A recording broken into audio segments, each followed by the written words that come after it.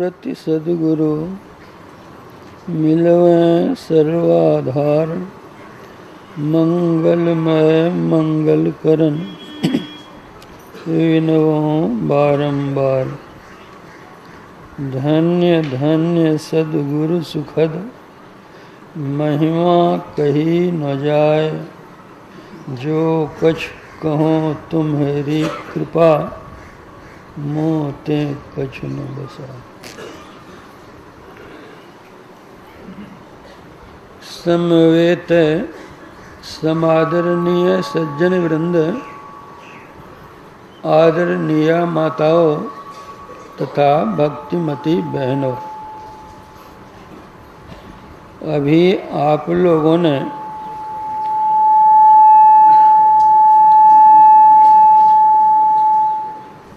रामचरितमानस का पाठ सुना है।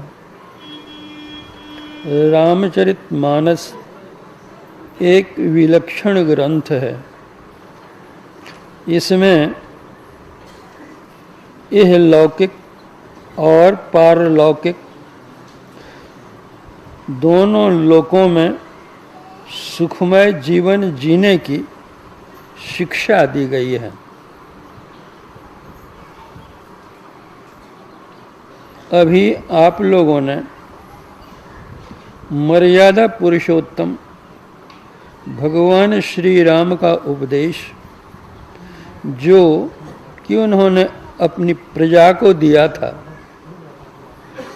सुना है। मर्यादा पुरुषोत्तम भगवान श्री राम गुरुजन पुरजन सज्जन बहुजन को, प्रजाजन को एकत्रित करके यह पहली बात कहते हैं कि बड़े भाग मानुष तन पावा, सुर दुर्लभ सब ग्रंथ ही गावा। आप्त वचन है, आर्ष वचन है, विश्वसनीय है, मानने योग्य है। किंतु जरा इस पर हम और ध्यान दें। क्या मनुष्य शरीर पा लेने पर ही बड़ा भाग्य हो गया? आज विश्व में हाहाकार मचा हुआ है। लूट पाट, मार काट, छीन छोर, चोरी डकैती, अत्याचार, अनाचार, दुराचार, व्यभिचार, बलात्कार, न मालूम कौन कौन से अत्याचार हो रहे हैं। क्या यह कोई बैल करता है कि गधा करता है? कोई चिड़िया करती है कि कोई पशु करता है? ये संसार में हाहाकार मचाने वाला कौन है? मनुष्य ही तो है। स्वदेश की शिक्षा पाकर विदेश की शिक्षा लेकर के आता है, लेता है घूस और बोलता है फूस। क्या कोई बैल जानवर भी और घूस फूस बोलता है क्या? वह भी घूस लेता है। सिगरेट के डब्बे पर लिखा हुआ रहता है, cigarette smoking is injurious to health, स्वास्थ्य के लिए हानिकर है। उस पंक्ति को पढ़ते हैं, फिर सिगरेट पीते हैं। कौन कोई बैल पीता है सिगरेट? कोई जानवर पीता है कि कोई चिड़िया पीती है सिगरेट? सिगरेट बनाने वाला भी मानव ही है और पीने वाला भी मानव ही है। लूटपाट मारकाट करने वाला भी मानव ही है। क्या कहा जाएगा कि उसका बड़ा भाग्य है? ऐसे मनुष्य को भी भाग्यवान कहा जा सकता है क्या?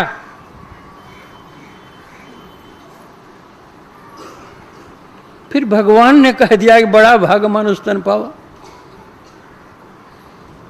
तो क्या भगवान झूठ बोल रहे हैं? भगवान तो झूठ नहीं बोलेंगे। भगवान बतलाते हैं कि मनुष्य शरीर तो तुमको मिला है, जैसे जो बीज हम बोते हैं कल वही फल फूल देता है, उसी तरह मनुष्य शरीर रूप बीज तो तुमको मिल गया है। अब इसको सींचो, पौधा बनाओ, फूल निकलेगा, फल निकलेगा। वह कैसे होगा? वह तभी होगा जब हम सत्संग करेंगे। इसीलिए बड़े भाग पाइए सत्संगा। अगर हमको सत्संग नहीं मिला, कुसंग मिल गया, तो परिणाम क्या होगा?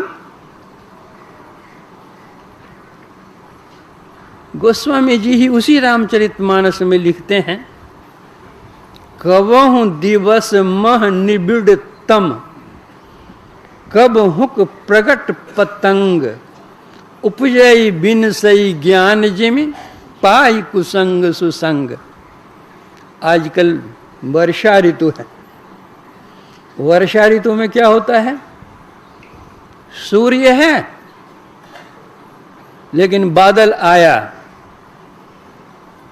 अंधेरा छा गया। सूरज के रहते अंधेरा हो गया, कोई सूझता नहीं है।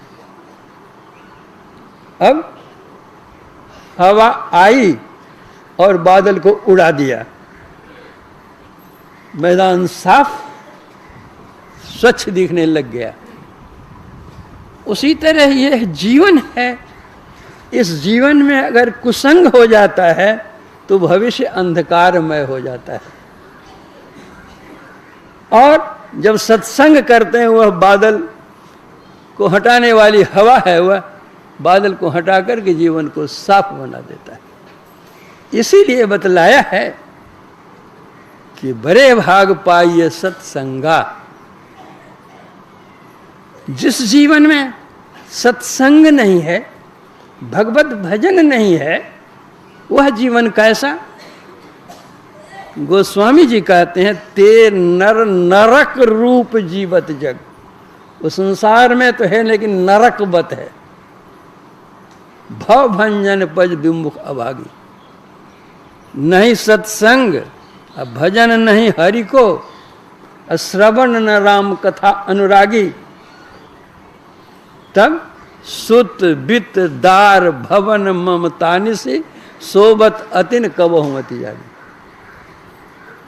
तुलसीदास हरि नाम सुधा तज, सठ हठ पियत विषय विस्मांगी। उसका जन्म कैसा है? शरीर तो मनुष्य का है, लेकिन उसका जीवन कैसा है? सूकर स्वान श्रृगाल सरिस जन। उसका जन्म किस लिए संसार में? जन्मत जगत जननी दुख लागी। अपनी मां को सताने के लिए ही वो जन्म लिया है। तो मनुष्य शरीर की विशेषता तभी होगी जब वह सत्संग करेगा। जंगल में गाय भैंस रहती है और जंगल में बाघ सिंह भी रहते हैं।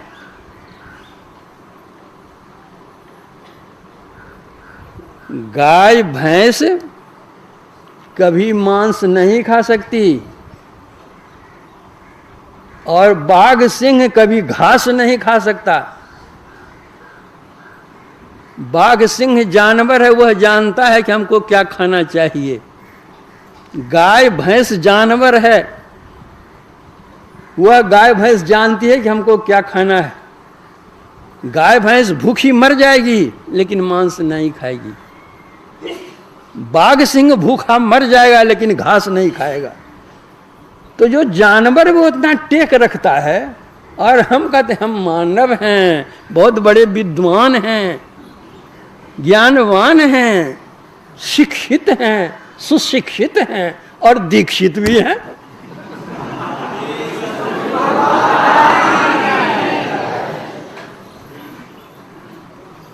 क्या यही मानवता है? यही मनुष्य शरीर की विशेषता है?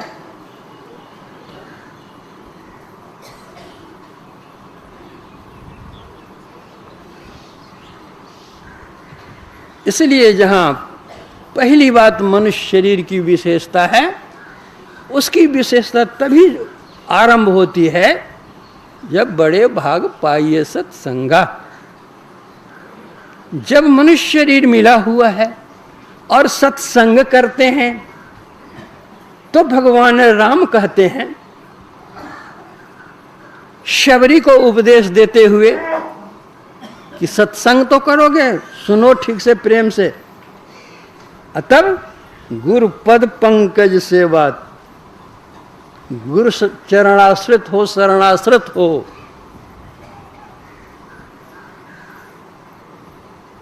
जो कोई सत्संग कर सदगुरु की शरण जाते हैं, जे गुरु पद अंबुज अनुरागी, ते लोग कहूं बेदहूं बड़ भागी। अब भाग्य और बढ़ गया, गुरु चरण आश्रित हो गया, गुरुमुख हो गया। अब गुरुमुख होकर के भी जो मनमुख बना हुआ रहता है, गुरु आज्ञा माने नहीं, गुरु ही लगावे दोख, गुरु निंदक जग में दुखी, कभी न पावे मोक्ष। उसको मोक्ष कभी मिलने वाला है ही नहीं। मनुष्य शरीर मिला तो क्या हुआ, सत्संग भी किया, गुरु की शरण भी गया, शिक्षा भी ली, दीक्षा भी ली, परिणाम गुरु गए कह के या चला मुए बह के। तो भाग्य में वृद्धि तभी होगी जब संत सदगुरु की शरण जाएंगे, उनकी आज्ञा का पालन करेंगे। बड़े लोग क्या करते हैं, हमारे गुरु क्या करते हैं, यह तुमको देखना नहीं है। गुरु ने तुमको क्या कहा है, यह तुमको करना है।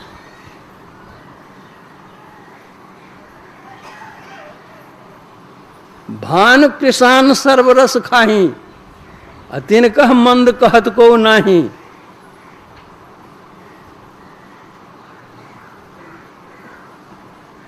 समरथ को नहीं दोष गुसाई, रवि पावक सुर सर की नाई।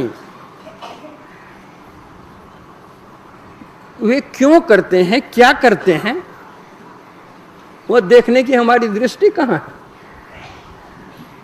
हमारे गुरुदेव थे, विचित्र लीला कभी कभी वे करते थे, जो लोगों को वो लीला अच्छी नहीं लगती थी, लेकिन परिणाम उनका इतना अच्छा होता था, पीछे जाना जाता था। एक सज्जन आए, गुरु महाराज शाम के समय व्हील चेयर पर टहलने के लिए निकल रहे थे। अपरिचित सज्जन बेचारे गुरु महाराज के चरणों में जाकर के प्रणाम वे करते हैं। गुरु महाराज पूछते कहाँ से आए हो, कहा अमुक जगह से। क्या नाम है, नाम बतलाया। क्या करने आए हो, तो हुजूर के दर्शन के लिए आया। व्हीलचेयर के पीछे और लोग सभी बैठ थे, चलने वाले। गुरु महाराज का व्हीलचेयर आगे आगे चलता था, पीछे से लोग सब चलते थे। गुरु महाराज कहते जी इसको बांध दो जी। अब जितने लोग थे सब अवाक हो गए कि कोई सज्जन आवे दर्शन करने के लिए और उनको बंधवा दें, कि कहाँ का न्याय। तो जो पीछे पीछे थे लोगों ने बहाना किया कि हुजूर यहाँ बांधने के लिए तो कुछ है ही नहीं है, आए हैं दर्शन करके चले जाएंगे। तो गुरु महाराज कहते इन्हीं की धोती से इनको बांध दो।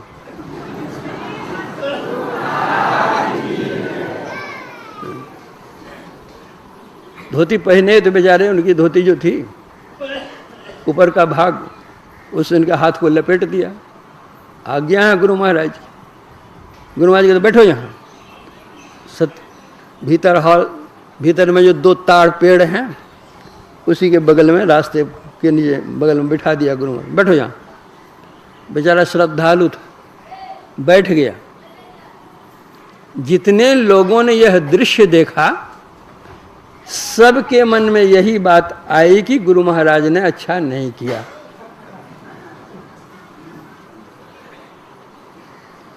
लगभग 1 घंटा गुरु महाराज टहलते थे। 1 घंटा टहलने के बाद गुरु महाराज फिर लौटते हैं तो बेचारा बैठा हुआ वहाँ पर है। अरे हाथ धोती से लपेट जाएगा तो कब भागा रहता वो, लेकिन श्रद्धालु था, बैठा रहा। गुरु महाराज कहते हैं अभी तक तुम बैठा हुआ है, अच्छा जी खोल दो बंधन। हाथ खोल दिया गया।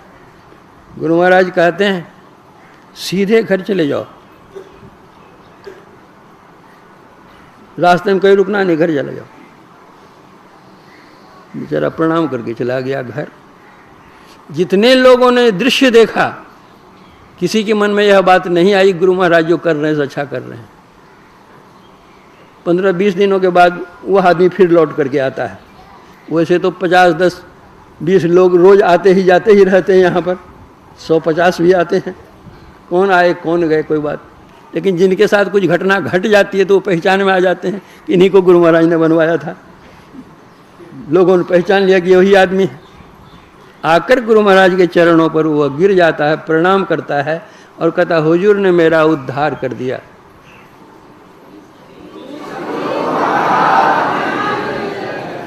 हुजूर मेरा कोई अपराध नहीं था, मेरे दुश्मन मेरे पीछे लग करके झूठा केस मेरे ऊपर कर दिया था। हुजूर मुझको 3 महीने की सजा होने वाली थी, तो लोगों ने कहा कि आजकल तो हाकिम घूस लेते हैं, घूस दे दो, तुम तो सच्चे हो, छूट जाओगे। तो मैंने सोचा कि जब घूसे का जमाना है, हम जितना देंगे कहीं हमारे दुश्मन को मालूम पड़ जाए हमसे बेसी हो जाकर के दे दे तो हमारा तो वो घूस फूस हो जाएगा। तो हम चले सच्चे दरबार में घूस देने के लिए। तो मैं आया, हुजूर के चरणों में प्रणाम किया और हुजूर ने हमारा हाथ बंधवा दिया। हुजूर 3 महीने की सजा मेरी समाप्त हो गई। तो संत क्या करते हैं, क्यों करते हैं, गुरु हमारे लिए क्या करते हैं नहीं करते हैं, उसकी विवेचना करने की दृष्टि हम में है कहाँ। इसलिए तीसरी बात आ गई। पहली बात मनुष्य शरीर, दूसरी बात सत्संग, तीसरी बात गुरु चरणाश्रित। अब गुरु जो बतलावेंगे कुछ जप ध्यान करने के लिए, अगर हम वह जप ध्यान करने लग जाएं, मानस जप करें, मानस ध्यान करें, और मानस ध्यान करते करते अगर सही मानस ध्यान हो जाए हमारा तो संत तुलसी साहब कहते हैं दर्शन उनके उर्माई करें बड़ भागी, तिनके तरने की नाव किनारे लागी। जो अपने अंदर वो मानस ध्यान कर लेता है वह और भाग्यवान हो जाता है। वो तो नाव लगी हुई, चढ़ो और उस पार जाओ। तिनके तरने की नाव किनारे लागी। तो यह तो मानस जप, मानस ध्यान स्थूल क्रिया है, स्थूल साधना है। इसके बाद फिर और भी तो साधना चाहिए, तब न भव सागर पार होंगे। और दृष्टि योग की क्रिया वे बतलाएंगे। जब दृष्टि योग की क्रिया हम करेंगे तो क्या होगा? श्री गुरु पद नख मणि गण ज्योति, सुमिरत दिव्य दृष्टि ही होती, दलन मोहतम सोस प्रकाशु, बड़े भाग उर आवहि जासु। और भाग्य जग गया, बड़ा भाग्य हो गया। दृष्टि साधन की क्रिया की, अंतः अंधकार समाप्त हो गया, प्रकाश पुंज में प्रतिष्ठित हो गए और भाग्य जग गया। तम नाश हो गया। यही तो है तमसो मां ज्योतिर्गमय। गुरु कहते हैं गु अंधकार रूप प्रकाश, अंधकार से प्रकाश का मार्गदर्शन देने वाले ये गुरु होते हैं। कितना भी पढ़ लीजिए, कितनी भी विद्या एकत्रित कर लीजिए, लेकिन कोई भी विद्या ऐसी नहीं है कि आपके अंदर के अंधकार को काट सके। अंदर के अंधकार को काटने वाली अगर विद्या तो यह अध्यात्म विद्या है, दृष्टि योग की क्रिया है।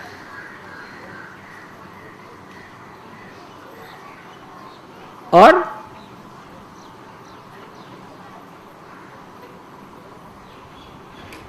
वहां से रास्ता का आरंभ हुआ, भीतर चलने अंतर मार्ग का। उसी मार्ग पर चल करके प्रभु के दर्शन होते हैं, आत्मदर्शन होते हैं। वह मार्गदर्शन देने वाले कौन होते हैं? वही संत सद्गुरु होते हैं।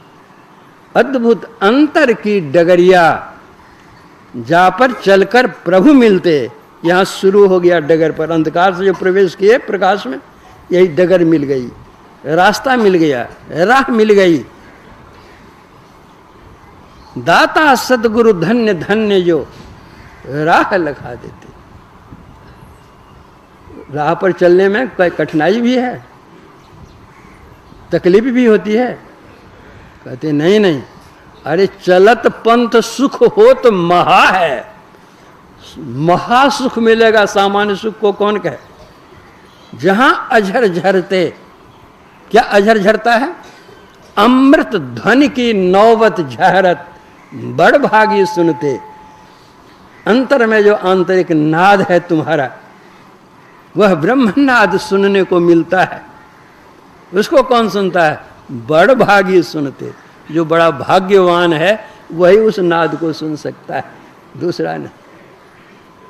जो दृष्टि योग की साधना करता है, सूक्ष्म में प्रवेश करता है, उसी को वो सूक्ष्म नाद मिलता है। और जो उस सूक्ष्म नाद को पकड़ता है, तब क्या हो जाता है? में ही प्रभु मिलते।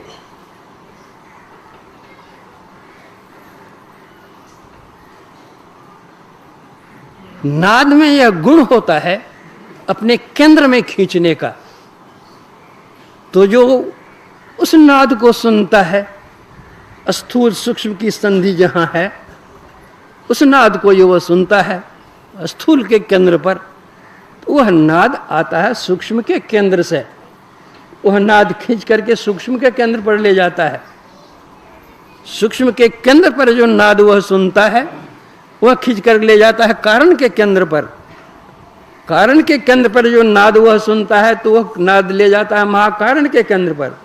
महाकारण के केंद्र पर जो नाद वह पकड़ता है, तो ले जाता है कैवल्य के केंद्र पर।